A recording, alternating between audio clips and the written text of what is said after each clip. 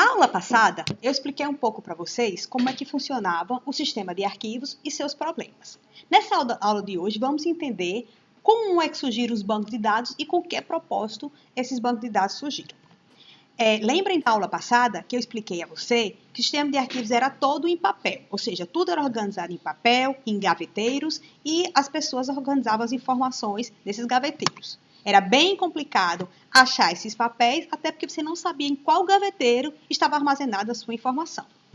Após essa etapa, eles até que digitalizaram todos os dados, todos os processos, mas mesmo assim não era uma coisa muito inteligente. Por quê? Porque esses dados eram todos armazenados no formato de sistema de arquivos, né? Arquivos altamente sequenciais. E se, por exemplo, eu tinha 1000 arquivos armazenados no meu computador, para eu achar o arquivo 890, por exemplo, eu tinha que passar um por um até chegar no 890.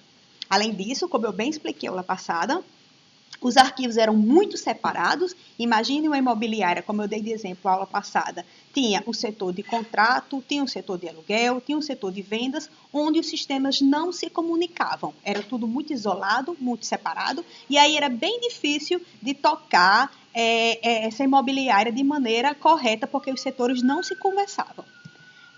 Então, o sistema de arquivos, como eu falei na aula passada, eles tinham alguns problemas, só relembrando aqui para você.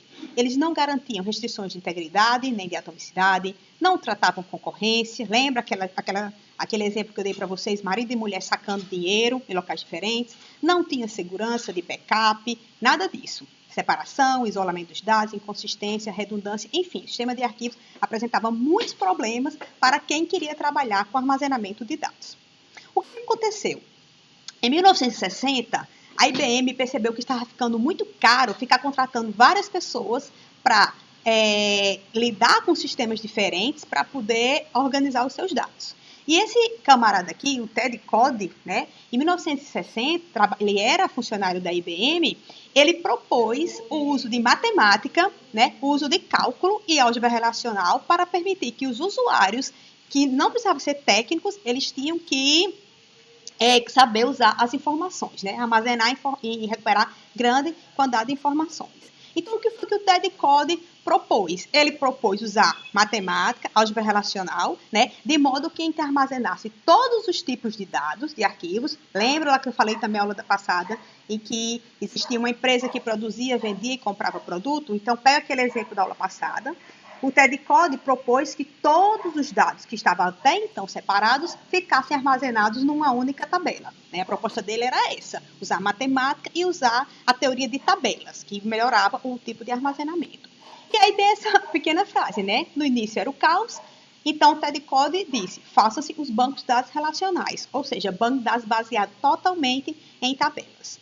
Aqui é a fotinha, né? A foto do Ted Code, né? A proposta que ele fez o modelo relacional e na década de 60 ele era funcionário da IBM.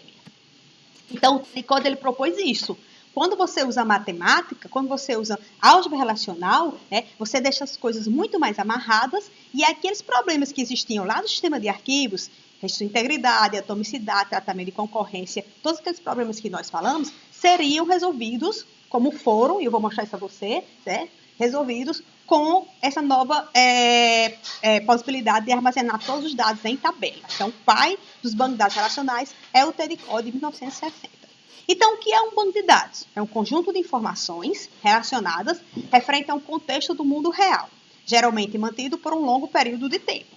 Quem faz um banco de dados, pessoal, ele não quer que o banco de dados seja deletado no próximo ano. Geralmente, quem faz o banco de dados, ele faz por muito tempo. Imagina a universidade que você estuda. O banco de dados da sua universidade, ela tem que durar ali anos, tá? Então, assim, o banco de dados, ele não faz hoje para acabar com esse banco no próximo ano. Isso não existe. Então, vou ter aqui alguns exemplos de onde é que tem banco de dados na sua vida. Imagina os hotéis, para poder gerenciar os quartos, os clientes, os funcionários. Com certeza, o hotel tem banco de dados. Empresas aéreas, tá? Para poder vender passagem, para poder gerenciar quais são as poltronas que estão vagas ou não. Então, empresas aéreas. Biblioteca, a biblioteca real, em que você propõe aluguel de livros e tem usuários. A biblioteca virtual, tá? Supermercado, quando você passa a compra no supermercado para poder sair aquele preço ali Tem que ter um banco de dados com a informação do produto e do preço. Enfim, vamos pensar aqui em reticências, porque muitos exemplos do mundo real, que nem dá para listar aqui todos para vocês, né, precisam de banco de dados, tá? E por que esse tanto local precisa de banco de dados? Então, você imagine, universidades, bancos, supermercado, posto de gasolina, farmácia, comércio, tudo isso armazenado em sistema de arquivos. Imagina a sua universidade toda armazenada em sistema de arquivos, não ter tudo concentrado em um local só. Então, assim, o volume de dados é muito grande, certo? E esses dados espalhados no sistema de arquivos, isso nunca daria certo. Então, com certeza, ter um único banco onde eu possa concentrar as minhas informações é muito mais inteligente e muito mais válido. Então, em termos teóricos, o que são bancos de dados? Conjunto de arquivos computadorizados que se interrelacionam atendendo a demanda de informações de uma aplicação ou de um sistema. O fato dos dados serem integrados permite a realização de relacionamentos, ou seja, relacionamentos que eu não tinha lá no sistema de arquivos, eu consigo ter aqui no banco de dados porque estão todos integrados num único local de armazenamento, tá bom? Imagine a ideia, vou pegar essa figura que eu mostrei agora há pouco, está aqui na nossa empresa, que tem produtos, vendas e compras. O COD propôs organizar tudo em tabelas, então a ideia vai ser mais ou menos essa, simplificando. Todos os dados da minha empresa, certo, vão ser armazenados em tabelas e várias tabelas serão todas concentradas em um único banco de dados, tá? Então, a ideia é propor que todas as tabelas que estão armazenando dados, no meu caso da minha empresa, sejam armazenados no único local do banco de dados e aí, se alguém precisar de alguma informação, acessa esse banco de dados, não acessa sistema de arquivos totalmente espalhados, totalmente distintos. A ideia é totalmente essa.